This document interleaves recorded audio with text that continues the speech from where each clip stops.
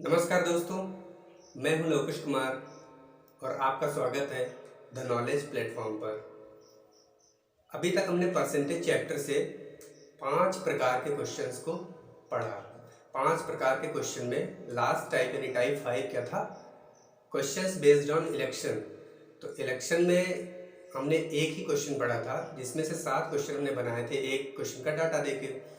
तो 7 क्वेश्चन बनाए थे एक क्वेश्चन का डाटा देके। तो अगला क्वेश्चन देखते हैं इस टाइप का।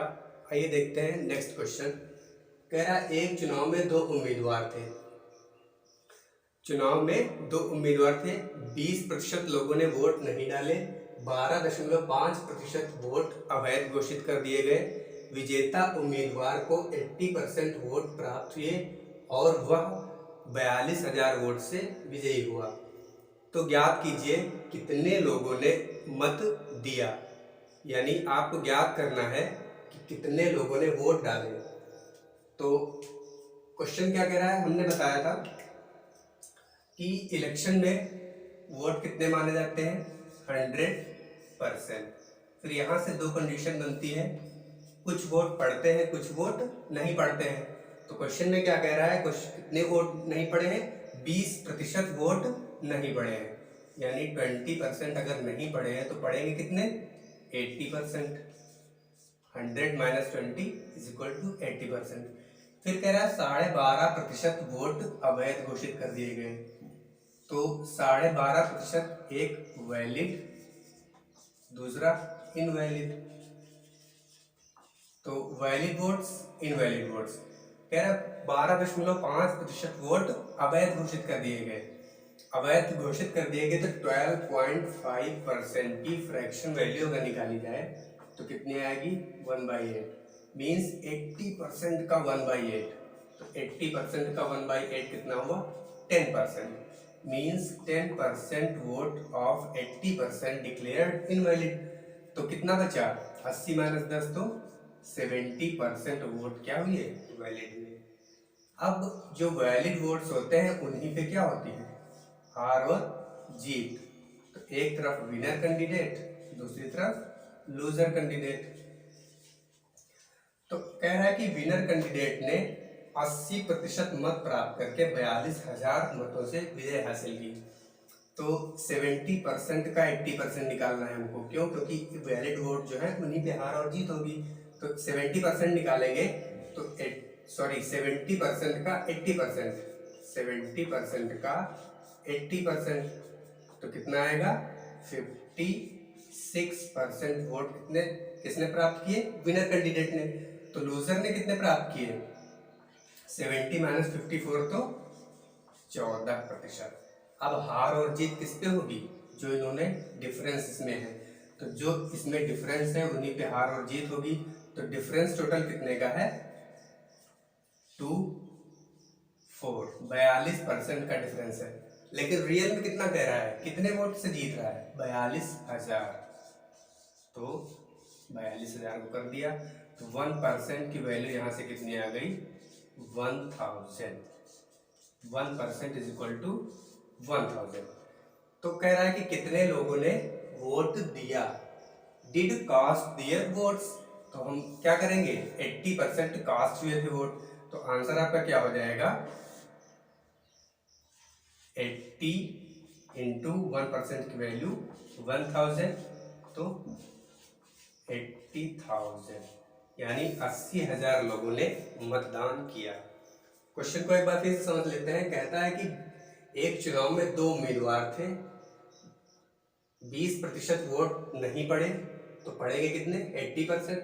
फिर कह रहा है कि जो वोट पड़े उसमें से 12.5% इनवैलिड कर दिए गए। तो 12.5% की फ्रैक्शन वैल्यू 1/8। तो 80% का 1/8 निकालेंगे तो 10%। तो 80 में से 10% अगर इनवैलिड हो गए तो वैलिड कितने होंगे? 70%।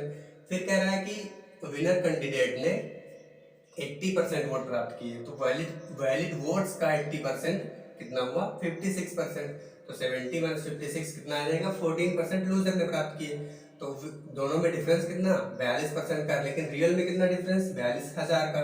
तो 1% की वैल्यू हमने निकाली 1000। तो कह रहा है कि कितने लोगों ने मतदान किया था? तो मतदान कितने लोगों ने किया है? 80 लोगों ने। तो 80 को 1000 से मल्टीप्लाई कर देंगे तो 80,000, ये आपका आंसर हो जाएगा। आइए देखते हैं नेक्स्ट क्वेश्चन। नेक्स्ट क्वेश्चन क्या कह रहा है, एक चुनाव में दो उम्मीदवार थे। एक चुनाव में दो उम्मीदवार थे, 30% मतदाताओं ने वोट नहीं डाले, यानी 30% मतदाताओं ने अपना वोट नहीं दिया। 14 सही 2/7% वोट अवैध घोषित कर दिए गए। विजेता उम्मीदवार ने 90% वोट प्राप्त करके 9600 वोट 9600 वोट से विजय हासिल की। कुल मतों की संख्या बताएं। तो हमने क्या किया, 100% वोट मान लिए। कह रहा है कि 30% लोगों ने वोट नहीं दिया, तो कितने लोगों ने वोट दिया, 70%। फिर कह रहा है कि 14 सही 2/7% वोट इनवैलिड हो गए। तो इनवैलिड वोट कितने हो गए, 14 सही 2/7 की फ्रैक्शन वैल्यू 1/7। अब 1/7 किसका होगा, 70% का। तो 70% का 1/7 10%, यानी 10% वोट ऑफ 70% डिक्लेयर इनवैलिड। तो बचे कितने, वैलिड में कितने आएंगे, 60%। 60% वैलिड में आ गए।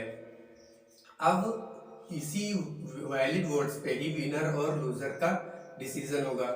तो विनर एंड लूजर, तो विनर कैंडिडेट ने कितने वोट प्राप्त किए हैं, 90%। 90% वोट विनर ने प्राप्त किए, किसका, 60% का 90%। 60 × 90/100, तो कितना हो जाएगा, 54%। तो लूजर ने कितना प्राप्त किया, 6%। डिफरेंस कितने का हुआ, डिफरेंस 48% का। 48% का डिफरेंस हुआ। तो रियल में कितना डिफरेंस हो रहा था, रियल में डिफरेंस हो रहा है, कह रहा है 9600 वोट से विजय हासिल की। तो इसको कंपेयर कर दीजिए, कितना आएगा, 200, यानी 1% इज इक्वल टू 200। तो कह रहा है टोटल वोट आपको निकालना है, टोटल वोट कितना है, 100%। टोटल वोट आपके हो जाएंगे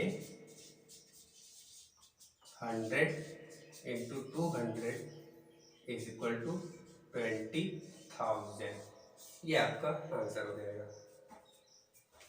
तो डियर स्टूडेंट्स, अब चलते हैं नेक्स्ट टाइप की ओर, मीन्स टाइप 6। टाइप 6 क्या कहता है, इसमें होंगे क्वेश्चंस बेस्ड ऑन एग्जाम। कैसे, मान लिया कि कोई रिजल्ट डिक्लेयर हुआ एकेडमिक का, तो कुछ स्टूडेंट्स थे, वो आपस में फ्रेंड्स बात कर रहे थे, यार मेरे 25% ही रह गए, अगर मैं 50 नंबर और पा लेता तो मैं पास हो जाता। कह रहा है 25% मैंने प्राप्त किए हैं, अगर मैं 50 नंबर और पा लेता तो पास हो जाता। फिर दूसरा कहता है, यार मेरे तो 60% है और मेरे जो मिनिमम पासिंग मार्क्स था उससे 100 नंबर ज़्यादा है। तो एक कह रहा है कि मेरे 25% हैं, अगर मैं 50 नंबर और पा लेता तो पास हो जाता। दूसरा कह रहा है मेरे 60% है और वो कितने हैं, मिनिमम पासिंग मार्क्स से 100 ज़्यादा है। तो इसी पे एक बेस क्वेश्चन है। क्वेश्चन क्या कहता है, यदि कोई छात्र 25% अंक प्राप्त करता है तो वह 30 अंकों से फेल हो जाता है। यदि कोई छात्र 25% अंक प्राप्त करता है तो वह 30 अंकों से फेल हो जाता है, जबकि यदि वह 65% अंक प्राप्त करता है तो न्यूनतम पासिंग मार्क से 50 अंक अधिक पा लेता है। तो आपको ज्ञात करना है परीक्षा का पूर्णांक कितना था और दूसरी चीज मिनिमम पासिंग मार्क कितने % का था। तो क्वेश्चन कह रहा है कि एक छात्र 25% अंक प्राप्त करता है और वह 30 अंकों से फेल हो जाता है। मीन्स इनडायरेक्टली वो ये कहना चाह रहा है कि यदि वो 25% में 30 और पा लेता तो वो क्या हो जाता, पास हो जाता। मतलब हमको उसको पास करना है यदि, तो 30 जोड़ना पड़ेगा किसमें, 25% में।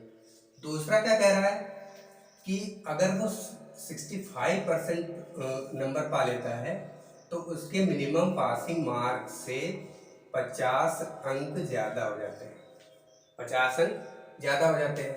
तो अब ये मिनिमम पासिंग मार्क्स जो होता है उसमें से 50 क्या है, ज़्यादा है। तो अगर इस 65% से हम 50 माइनस कर दें तो क्या हो जाएगा, ये मिनिमम पासिंग मार्क हो जाएगा। और इधर भी क्या था, 25% पाने के बाद अगर वो 30 और पा लेता तो पास हो जाता, मतलब ये भी क्या हो गया, मिनिमम पासिंग मार्क। तो ये भी मिनिमम पासिंग मार्क, ये भी मिनिमम पासिंग मार्क, तो दोनों क्या हो जाएंगे, इक्वल।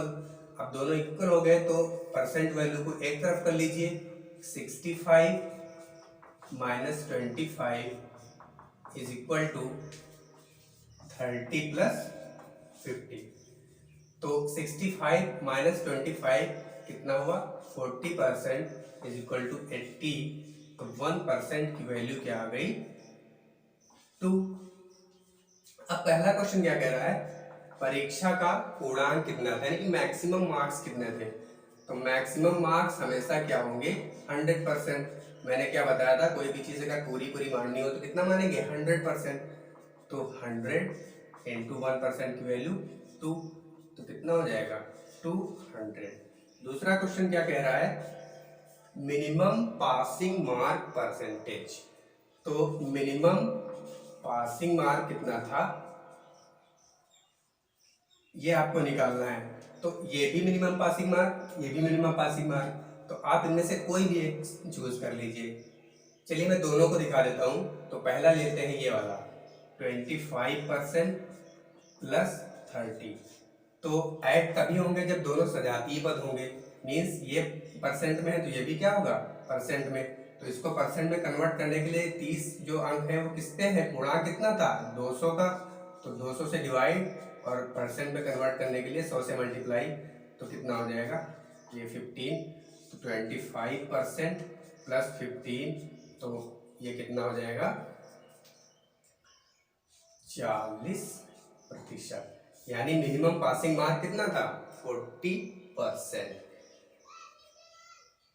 तो अगर ये स्टेप आपको ना फॉलो करना हो तो यहां से भी देख सकते हैं मिनिमम पासिंग मार्क कितना आ रहा है, 40%। तो उसके बाद अगर हम ये ले लेते हैं, ये लेंगे तो कितना आएगा, 65% माइनस 50, इसको परसेंट में कन्वर्ट करेंगे, वही प्रोसीजर, 65 माइनस 25%, तो कितना हो जाएगा, 40%। तो ये आपका आंसर हो जाएगा। अब इसी टाइप का देखते हैं नेक्स्ट क्वेश्चन, क्वेश्चन नंबर 2। क्या कह रहा है, यदि एक छात्र 32% अंक प्राप्त करता है तो वह 40 अंकों से फेल हो जाता है, जबकि यदि वह 62% अंक प्राप्त करता है तो न्यूनतम पासिंग मार्क से 20 अंक अधिक प्राप्त कर लेता है। तो आपको ज्ञात करना है परीक्षा का पूर्णांक कितना था और मिनिमम पासिंग मार्क्स का परसेंटेज कितना था। तो फिर से वही प्रोसीजर, कह रहा है कि यदि वह 32% अंक प्राप्त करता है तो 40 अंकों से फेल हो जाता है। तो अगर हम 32% में 40 ऐड कर दें तो वो क्या हो जाएगा, पास हो जाएगा। इसी के इक्वल क्या हो जाएगा, अगर वो 62% ऑब्टेन करता है, स्कोर करता है, तो उसके अंक कितने ज़्यादा हो जाते हैं, 20। तो अगर इसमें से हम 20 माइनस कर दें तो भी पासिंग मार्क बन जाएगा। दोनों को इक्वल करते हैं, परसेंट को एक तरफ और ये एक तरफ, तो ये कितना हो जाएगा, 40 प्लस 20। तो ये 30% इज इक्वल टू 60। तो 1% is equal to 2। 1% is equal to 2। पहला क्वेश्चन क्या कह रहा है, maximum marks. Maximum marks 100%, 100% means 100 into 2 is equal to 200। Second question क्या कह रहा है, मिनिमम पासिंग मार्क्स का परसेंटेज कितना था। तो मिनिमम पासिंग मार्क्स का परसेंटेज 32% प्लस 40 कितने पे, 200 पे इंटू 100, काटेंगे तो कितना आ जाएगा, 52%। ये आपका आंसर। अब अगला टाइप बताते हैं, टाइप 7 क्या है? Questions based on income, saving and expenditure. Income, expenditure and saving, आय, व्यय और बचत पर आधारित प्रश्न। तो इसमें क्या है कि कौन सी 3 चीजें इंक्लूड हो रही हैं? आय, व्यय और बचत। Means income, expenditure and saving. तो मान लिया कि कोई व्यक्ति कुछ पैसे कमाता है, फिर वह अलग अलग मदों पर कुछ पैसे खर्च कर देता है। तो खर्च करने के बाद जो उसने कमाया था उसमें से कुछ शेष अगर बच गया, तो जो शेष बचता है वही क्या कहलाता है? हमारा बचत या सेविंग कहलाता है। तो अगर हमको सेविंग निकालना हो तो क्या करते हैं? सेविंग निकालना है अगर, तो इनकम जितना हो रहा था उसमें से अगर एक्सपेंडिचर माइनस कर दें तो क्या आ जाएगा? सेविंग। यानी बचत बराबर आय माइनस व्यय। आय से अगर व्यय को घटा दिया जाए तो क्या आ जाएगा? बचत आ जाएगा। तो इसी को ध्यान में रखते हुए हम इस टाइप के क्वेश्चंस सॉल्व करेंगे। तो क्वेश्चन नंबर फर्स्ट क्या कहता है? एक व्यक्ति अपनी आय का 12.5% भोजन पर, शेष का 18 से 3/4% यात्रा पर तथा शेष का 20% शिक्षा पर खर्च करता है। कुल मिलाकर वह 3,450 रुपये खर्च करता है। तो उस व्यक्ति की कुल आय ज्ञात कीजिए। तो इसमें क्वेश्चन सॉल्व करने का प्रोसीजर क्या है? जो जो मत वो खर्च कर रहा है उनको आप एक साइड में लिख लीजिए। तो सबसे पहले फूड पे कितना कर रहा है? फूड पर कितना कर रहा है वो? 12.5%। फिर शेष का यानी 12.5% खर्च करने के बाद जो बचता है उसमें से 18 सही 3/4% किस पे खर्च कर रहा है? यात्रा पर, यानी ट्रेवलिंग पर। ट्रेवलिंग पर कितना खर्च कर रहा है? 18 से 3/4। फिर इतना सब खर्च करने के बाद जो शेष बचता है उसमें से 20% किस पे खर्च करता है? एजुकेशन पर। तो हमने तीनों का परसेंटेज नोट डाउन कर लिया। फिर क्या है? अब इसको फ्रैक्शन वैल्यू में कन्वर्ट करना है। तो 12.5% की फ्रैक्शन वैल्यू 1/8, 18 से 3/4% की फ्रैक्शन वैल्यू। तो इसको निकालने के लिए देखिए हमने बताया था 6 होल 1/4% इज इक्वल टू ना 1/16। तो अगर 6 होल 1/4% इज इक्वल टू 1/16, तो अगर इसको 3 से मल्टीप्लाई कर दिया जाए तो कितना हो जाएगा? 18 सही 3/4। तो इधर भी 3 से मल्टीप्लाई होगा तो 3/16। 20% की फ्रैक्शन वैल्यू 1/5। अब देखिए मैंने रेशियो कॉन्सेप्ट में क्या बताया था? नीचे वाली वैल्यू टोटल वैल्यू, ऊपर वाली वैल्यू वेरिएबल वैल्यू। तो टोटल वैल्यू यहाँ पे है क्या? अगर वो 12.5% खर्च कर रहा है तो खर्च किसमें से करेगा? जो उसकी आय होगी यानी जो उसकी इनकम होगी। तो ये टोटल वैल्यू जो होगी वही क्या होगी? इनकम, क्योंकि वही टोटल कमा रहा है, वो इनकम है। तो नीचे वाली वैल्यू इनकम, ऊपर वाला expenditure. Income expenditure, income expenditure. तो अगर हम इनकम और सेविंग्स में रेशियो निकाले तो क्या आएगा? फर्स्ट केस में 8 उसकी इनकम है, 1 एक्सपेंड कर रहा है, तो कितना बचा? 8 - 1 7 बचा रहा है। 16 इनकम है, 3 खर्च कर रहा है, तो कितना बचाएगा? 13। 5 इनकम है, 1 खर्च कर रहा है, कितना बचाएगा? 4। अब क्या करेंगे? ये सक्सेसिव प्रोसेस है। सक्सेसिव प्रोसेस क्यों? क्योंकि एक बार बार ये कह रहा है कि एक बार खर्च करने के बाद जो शेष बचता है उसका 18 से 3/4%, फिर जो शेष बचता है उसका 20%। तो ये सक्सेसिव प्रोसेस है, इसलिए इसको मल्टीप्लाई करेंगे। मल्टीप्लाई करने से पहले एक चीज ये देखेंगे कि रेशियो में होता है डिवाइडेशन, अगर एक दूसरे से चीजें कट रही हैं तो उसको पहले काट लेते हैं, जिससे मल्टीप्लिकेशन आसान हो जाता है। तो अब कितना बचा, 16 पंचे 80 दूना 160, इधर कितना आ जाएगा 91। तो फिर वो कह रहा है कि वो कुल मिलाकर कितना खर्च करता है, 3450 रुपये खर्च करता है। तो खर्च निकालने के लिए क्या करेंगे, इनकम में से सेविंग अगर घटा दे तो क्या आ जाएगा खर्च, तो खर्च बराबर कितना हो जाएगा, बचेगा 69%, सॉरी 69 यूनिट। अब रियल में कितना खर्च कर रहा है, 69 यूनिट को बराबर कर देंगे 3450 के। तो अगर इसको डिवाइड किया जाए तो 1 यूनिट बराबर आ जाएगा 50 रुपए। कह रहा है कि उसकी कुल आय ज्ञात कीजिए। भाई कुल आय कितनी है 160, तो इनकम क्या हो जाएगा,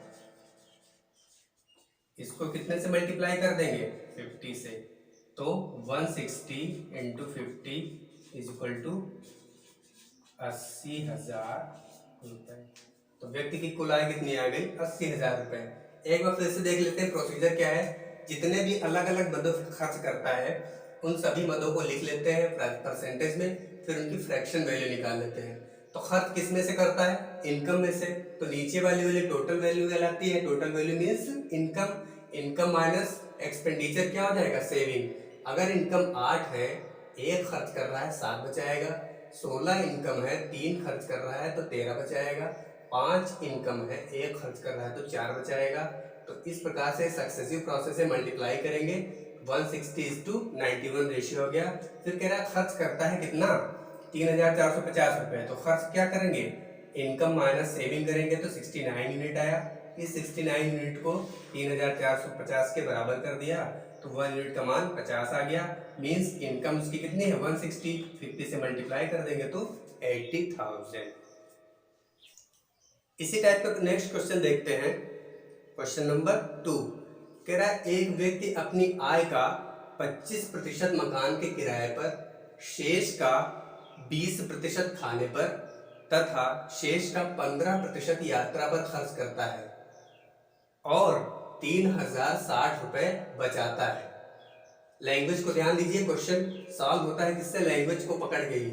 तो क्या कह रहा है, एक व्यक्ति अपनी आय का 25% मकान के किराए पर, शेष का 20% खाने पर तथा शेष का 15% यात्रा पर खर्च करता है और वो 3060 रुपए बचाता है। तो आपको उसकी टोटल इनकम निकालना है। तो अलग अलग मदों पर खर्च कितना किया, पहला खर्च कितना है 25%। तो आप इधर लिखना चाहें तो लिखिए किन किन मदों पे है, वरना कोई जरूरत नहीं है, सिर्फ आप 25% की फ्रैक्शन वैल्यू 1/4। फिर उसके बाद कितना है 20%, 20% की फ्रैक्शन वैल्यू 1/5। फिर उसके बाद कितना है 15%, 15% की फ्रैक्शन वैल्यू 15/100 मीन्स 3/20। अब इनकम और सेविंग्स में रेशियो निकाल लेते हैं। नीचे वाली वैल्यू टोटल वैल्यू इनकम और ये एक्सपेंडिचर। इनकम 4 है, 1 एक्सपेंड कर रहा है तो कितना बचाएगा 3।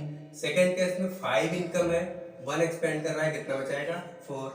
थर्ड केस में 20 इनकम है, 3 एक्सपेंड कर रहा है तो 17। अब देखेंगे इसमें से जो भी कटने वाला है काट दिया, फिर मल्टीप्लाई कर दिया।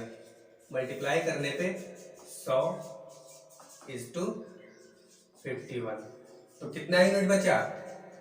अब यहाँ पे ये नहीं कि पिछले क्वेश्चन की तरह आपको क्या करना है माइनस करके हम एक्सपेंडिचर निकालें। क्यों एक्सपेंडिचर नहीं निकालेंगे, क्योंकि क्वेश्चन में दिया है कि उसने टोटल बचाया, कितना बचाया 3060 रुपए। तो बचत क्या है, यही हमारा सेविंग है 51। तो 51 यूनिट इज इक्वल टू 3060 रुपए। 1 unit is equal to 60 rupees. Means अगर आप उसकी टोटल इनकम निकालना है तो टोटल इनकम कितनी है 100, इसको मल्टीप्लाई करेंगे कितने से 60 से, तो 6,000 रुपए। This is your answer. Question कह रहा है एक व्यक्ति अपनी आय का 20% मकान के किराए पर, शेष का 23% खाने पर, 17% शिक्षा पर तथा शेष का 10% यात्रा पर खर्च करता है और अंत में 10,800 रुपए बचाता है। तो आपको उसकी टोटल इनकम निकालना है। क्वेश्चन को गौर से देखिएगा, यहाँ पे ये कह रहा है कि शेष का 30% खाने पर, 17% शिक्षा पर। यहां पर बीच में शेष का नहीं बोला, इसका मतलब एक ही सक्सेसिव प्रोसेस में 2 बार खर्च कर रहा है। कौन सा 23% और 17%, तो इनको ऐड कर लेंगे। तो सबसे पहले किस पे खर्च कर रहा है 20% मकान के किराए पर, 20% की fraction value 1/5।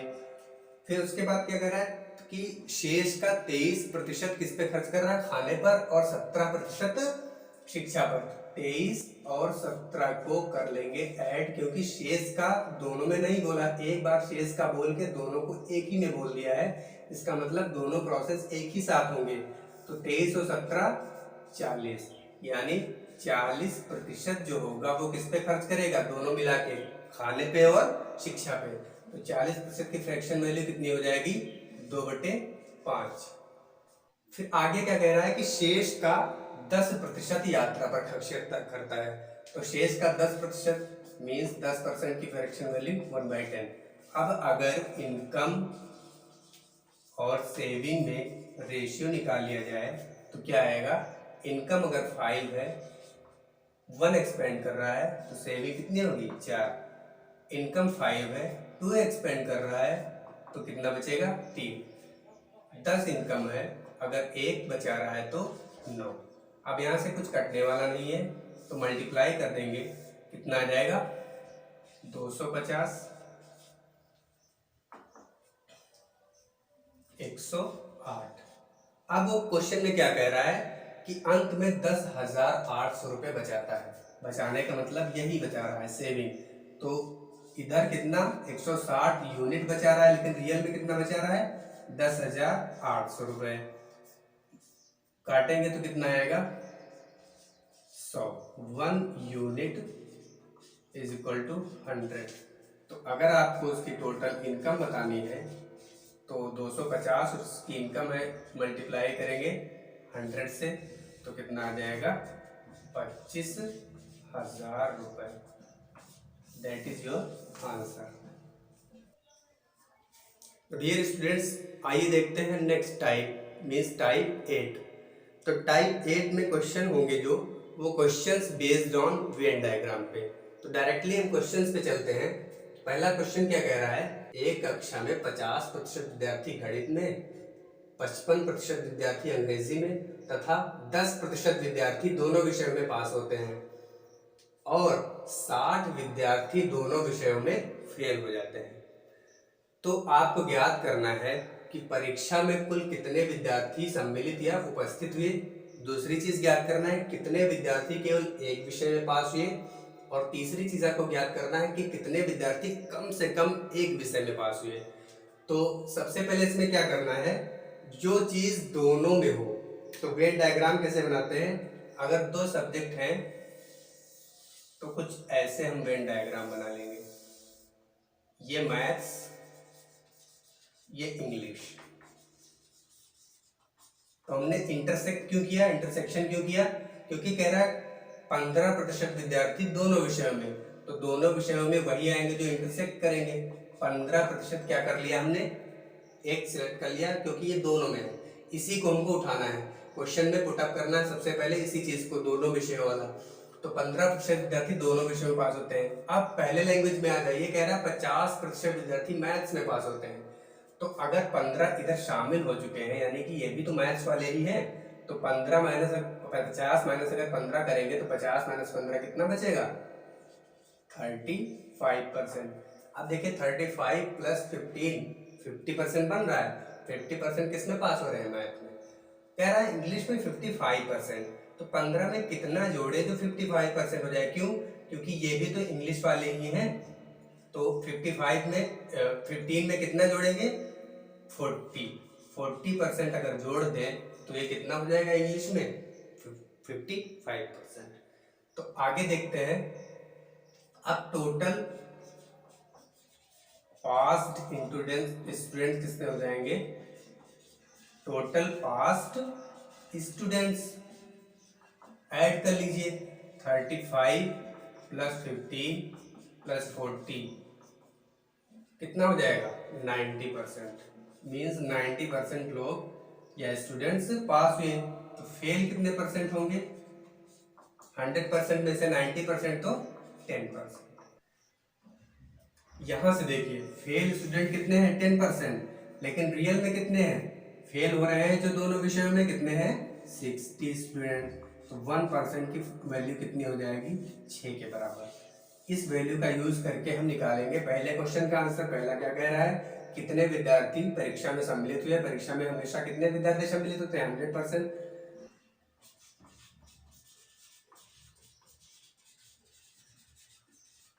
100 into 6 equal to 600। दूसरा क्वेश्चन क्या कह रहा है कि कितने विद्यार्थी केवल एक विषय में पास हुए? तो केवल एक विषय में कौन से हैं? इस 15 को छोड़ दिया जाए क्योंकि ये 15 क्या है? दोनों में पास हुए हैं। तो 35 और 40 ये जो होंगे वो एक विषय में पास होंगे। तो इन वन सब्जेक्ट क्या हो जाएगा? 35 प्लस 40 मीन 75%। और 1% की वैल्यू 6 है तो कितना हो जाएगा? 450 विद्यार्थी एक विषय में पास हुए। तीसरे का आंसर क्या कह रहा है? तीसरा कह रहा है कम से कम एक विषय में। तो कम से कम एक विषय में यही वाले हैं, क्योंकि ये भी है, ये भी है और ये भी है। कम से कम एक विषय में, कम से कम एक विषय में तो 90% है। Means 90 into 6 540 students. तो इस क्वेश्चन में पकड़ना क्या है आपको? जो दोनों विषयों में हो। तो परसेंटेज के पार्ट 4 में आज के लिए बस इतना ही। अगर आपको ये वीडियो पसंद आया हो तो लाइक कीजिए, शेयर कीजिए और ज़्यादा से ज़्यादा लोगों को जोड़िए। मीन्स ज़्यादा से ज़्यादा लोगों को सब्सक्राइब करने के लिए बोलिए। सब्सक्राइब करेंगे उतना ही मेरा मनोबल बढ़ेगा और मैं आपको अच्छे से बेहतर आपको देने की कोशिश करूँगा। तो चैनल को सब्सक्राइब ज़रूर कीजिए। आज के लिए बस इतना ही। Thank you.